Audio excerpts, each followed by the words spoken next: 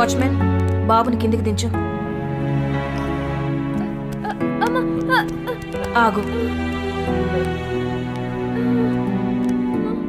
చూడు వినయ్, ఇక నుంచి నువ్వు ఈ లెగ్ ప్యాడ్ మీదే ఆధారపడి నడవాలి. నువ్వు చేయలేను అనుకుంటే ఏమీ చేయలేవు, కానీ నేను చేయగలను అనుకుంటే ఏదైనా చేయగలవు. నేను నడవలేను అనుకున్న నీ బ్రెయిన్ని మోటివేట్ చేయి, నీ బాడీని యాక్టివ్ చేయి.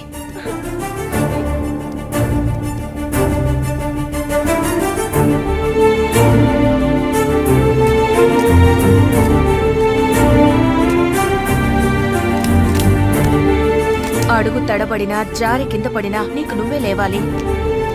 మనస్సు మాట విన్నావో నువ్వు లైఫ్లో ఎప్పటికీ ఇంకా నడవలేవు. నీ మైండ్ని, నీ ఆత్మని మేలుకొలుపు. బలమే జీవితం, బలహీనతే మరణం అన్నాడు వివేకానందుడు. నువ్వనుకుంటే తప్పకుండా నడుస్తావు. 4 సార్లు కింద పడ్డా తర్వాతైనా నడిచి తీరుతావు. నువ్వు గెలవాలి అంటే అలుపులేని అడుగు ఎంత కష్టం ఎదురైనా ముందుకే పడాలి.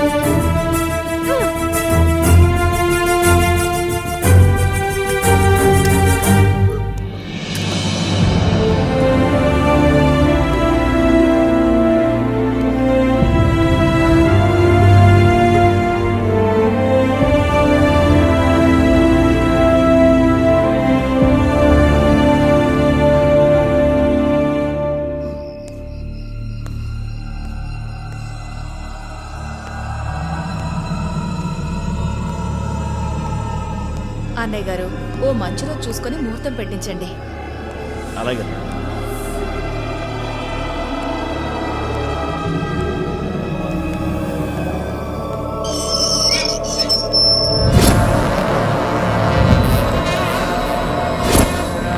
వాచ్మ్యాన్, నీకు పిచ్చి గని పట్టిందా? ఎందుకు ఇలా చేస్తున్నావు? తప్పుకో.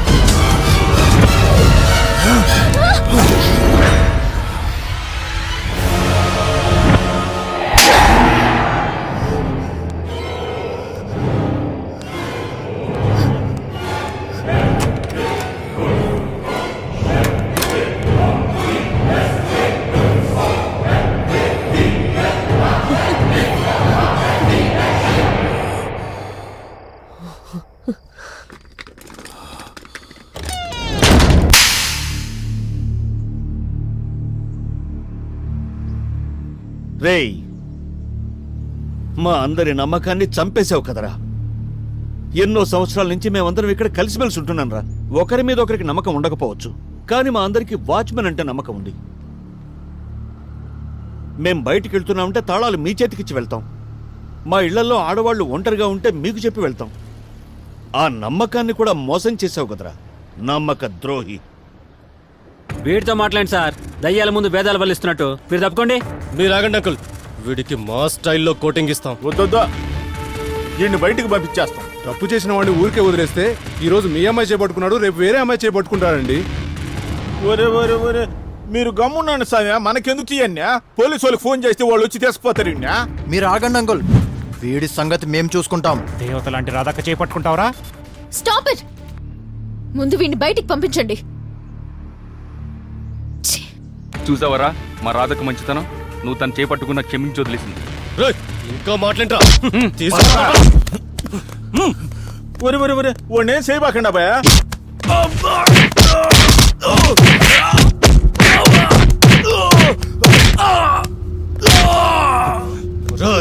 మమ్మల్ని భయపెడతావరా?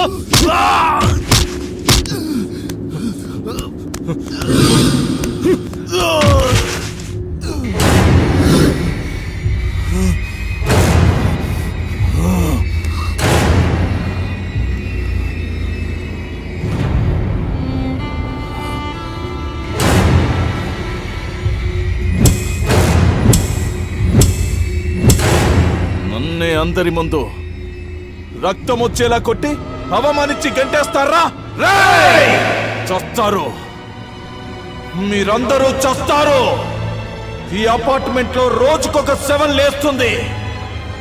నా మాటలు శిలాశాసనాలు. చస్తారు, మీరందరూ చస్తారు, మీరందరూ చస్తారు.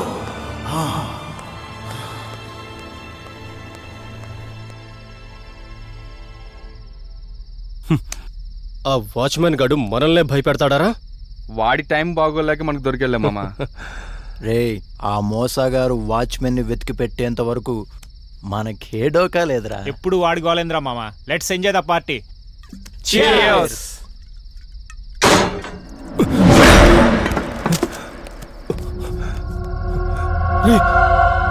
ఆ వాచ్మెన్ గడు వచ్చేట్టున్నాడు. వాడు మనల్ని అంత ఈజీగా వదిలిపెట్టాడు. రే పరిగెత్తండి, పదండ్రా.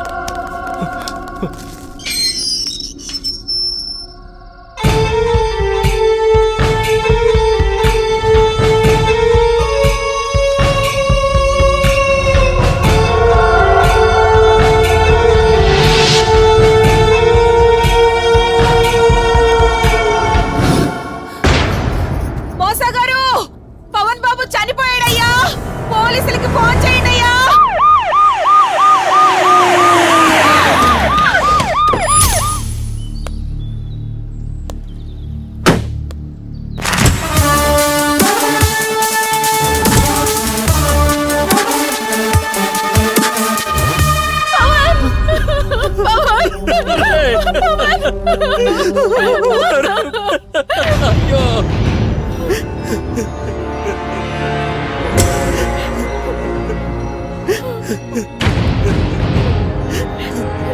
వాడు అన్నంత పని చేశాడు. నా బిడ్డను పొట్టను పెట్టుకున్నాడు సార్. అన్నంత పని చేయడం ఏంటి? అది నేను చెప్తాను.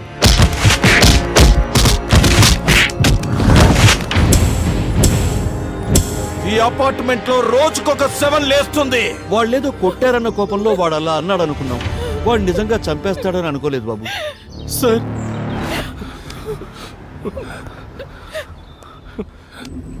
వాడిని కొట్టామన్న పగతో మాలో ఒకరిని చంపేశాడు సార్. రేపు ఇంకెవరిని చంపేస్తాడా అని మాకు చాలా భయంగా ఉంది సార్. డోంట్ వరీ, మీరు భయపడాల్సిన అవసరం అస్సలు లేదు. నేను చూసుకుంటాను.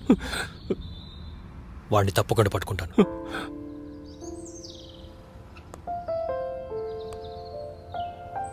ముఖ్యంగా నువ్వు జాగ్రత్తగా ఉండు. ఎటువంటి పరిస్థితుల్లో నువ్వు బయటికి ఒంటరిగా వెళ్ళకు. అంతగా అర్జెంట్ అయితే ఎవరైనా తోడుగా తీసుకెళ్ళు. Be careful. ఆడొచ్చిన మొదటి రోజే రాదమ్మ నాకు చెప్పింది సార్, ఆడు మంచోడు కాదు, పంపించేయమని. ఆ రోజు నేను పెద్దగా పట్టించుకోలే. ఆ రోజు నేను పట్టించుకొని ఉంటే ఈ రోజు ఇట్టా జరుగుండేది కాదేమో సార్. వాడిని ఏ ఏజెన్సీ వాళ్ళు పంపించారు? ఫాల్కమ్ సెక్యూరిటీ ఏజెన్సీ సార్, డీసెంట్.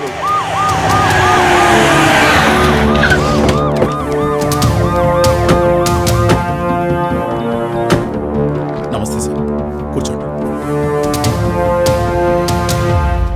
మీరు మధురం అపార్ట్మెంట్స్ పంపించిన వాచ్మెన్ రుద్ర అడ్రస్ డీటెయిల్స్ కావాలి. ఎందుకు సార్? ఏమైందో చెప్పకపోతే ఇవ్వరా? అదేం లేదు సార్, తెలుసుకుందామని. వాడు అపార్ట్మెంట్లో కుర్రాన్ని అతి దారుణంగా చంపేసి పారిపోయాడు. My God, 1 minute sir.